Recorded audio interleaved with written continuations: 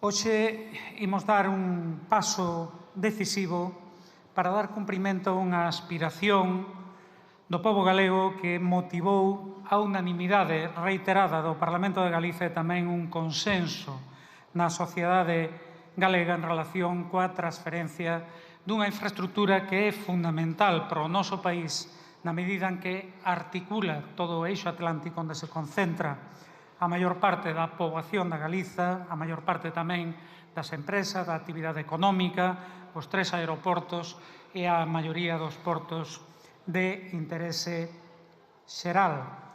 Por lo tanto, unha autoestrada cun impacto na mobilidade e no desenvolvemento social e económico de Galiza fundamental.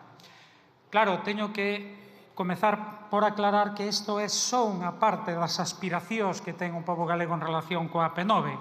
A outra, realmente moi importante, é ver que temos unha autoestrada libre de peaxe, que se acaba dunha vez por todas coa discriminación que implica para Galiza seguir pagando portaxes nunha vía de comunicación que está suficientemente amortizada despois de máis de 50 anos de privatización, de concesión, que continúan, hai que dicilo, por culpa do Partido Popular, responsabilidade directa do Partido Popular, dado que foi un goberno de Aznar no ano 2000 quen realizou unha prórroga de 25 anos entre o 23 e o 48 e 3 anos despois que privatizou a P9, a empresa pública, para entregarlla a fondos Boitre, primeiro norteamericanos, agora holandeses, nunha actuación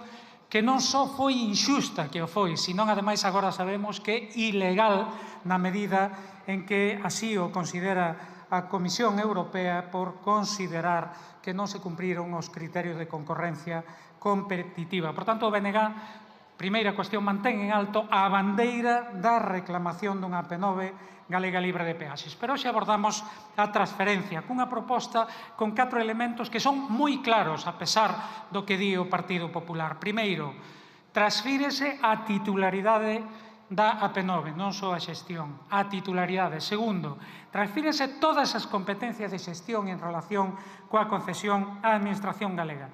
Terceiro, estableces unha garantía absoluta, e deixe de mentir o Partido Popular, de que as consecuencias económicas de todas as decisións que ten adoptado o Estado no tempo en que foi e aínda titular da AP9 corresponden á Administración do Estado.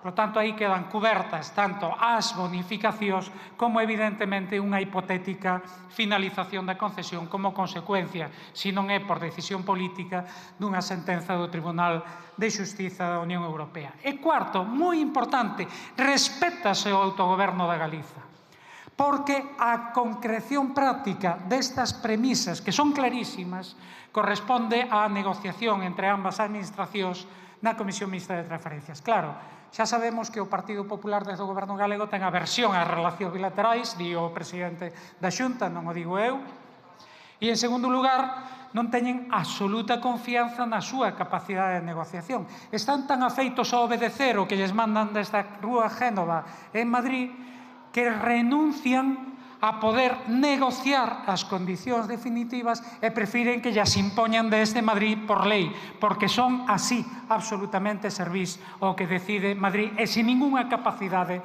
de decidir por sí propios.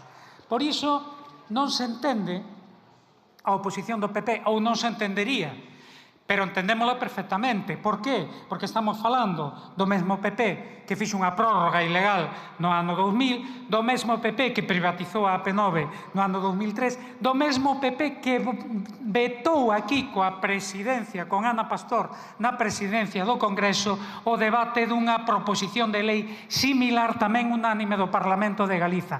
Non é xa que votasen en contra, e que impediron mesmo que fose debatida. O mesmo PP que hoxe vai votar non, porque no fondo vostedes non queren a transferencia da titularidade da AP9. Como non queren ningunha transferencia, aí está o balance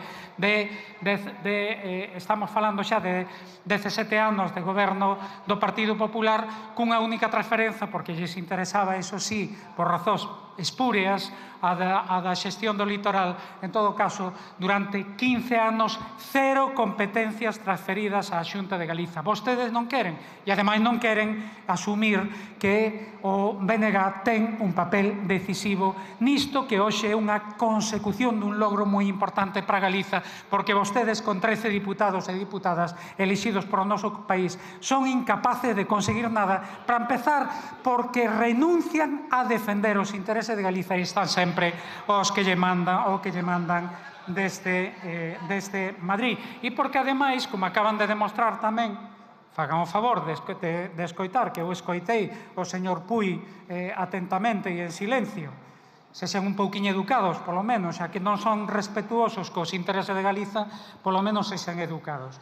En todo caso, como acaban de demostrar, renunciando a esa quita da débeda de 4.000 millóns de euros, a terceira parte da débeda que xerou o Partido Popular en Galiza coa banca privada, non co Fondo de Liquidez Autonómica, que tamén conseguiu o BNG, renuncian a ela simplemente por partidismo, e están demostrando outra vez que non lles interesa prexudicar, que non lles preocupa prexudicar os intereses da Galiza con tal de defender os seus intereses partidistas. Agora, poñen excusa de mal pagador e ármanse, ademais, en exixentes do respeto ás decisións unánimes do Parlamento de Galiza. Pois miren, esta proposición que hoxe ven aquí respeta estritamente o que foi as decisións unánimes até en 4 ocasións do Parlamento de Galiza e respeta sobre todo a vontade dese Parlamento, porque é o que vai posibilitar que a AP9 se vexa transferida. Xa sei que vostedes preferirían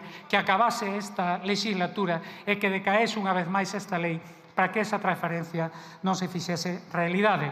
Pero xa non enganan a ninguén. Acabo. As garantías son evidentes e absolutas.